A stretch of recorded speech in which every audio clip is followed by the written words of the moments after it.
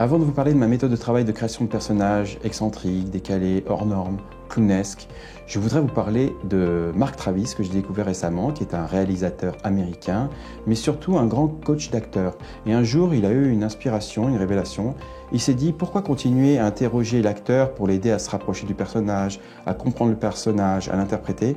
Pourquoi ne pas instaurer directement un dialogue avec le personnage lui-même? Et ça a été un grand tournant dans sa carrière. C'est à ce moment-là qu'il a eu le plus de résultats.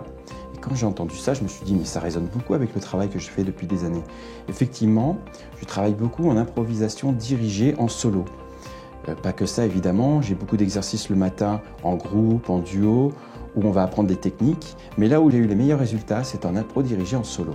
La personne entre sur scène avec un projet ou non, et à un moment donné, il s'instaure un dialogue, non pas avec la personne et sa vie privée, mais entre l'intervenant et le personnage naissant. C'est-à-dire qu'à un moment donné, à travers une gestuelle différente, à travers une intonation de voix qui change, à travers des mots qui ont un double sens, je sens qu'il y a une facette de la personnalité qui a envie d'exister.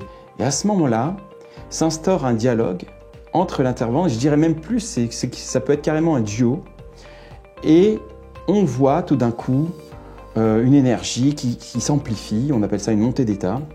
Et ce qui est paradoxal, c'est que plus le comédien, la personne, laisse faire cette énergie, plus elle a de plaisir à être sur scène.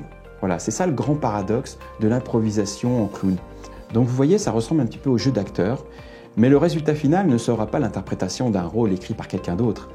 Le résultat, ce sera la mise en scène de différentes facettes de notre personnalité qui en général sont cachées, qui forment un tout et qu'on pourra appeler un clown finalement.